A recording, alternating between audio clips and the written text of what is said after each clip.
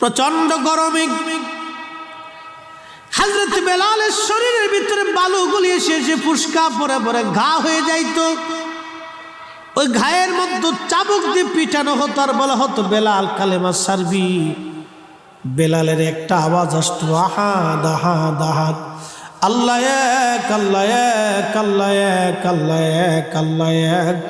এইভাবে বেলাল কাঁদতে থাকতে ওরা বেলালের জিব্বা খানা টেনে বের করে, হযরত বেলালের জিব্বা বের করে লোহার শিক আগুনের মধ্যে গরম করে পুড়িয়ে বেলালের জিব্বার এপার ওপার ঢুকিয়ে জবান বন্ধ করে রাখতো যাতে বেলাল জিকির করতে না পারে।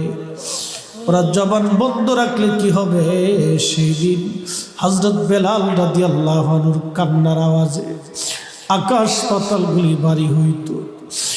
আহাদ আহাদ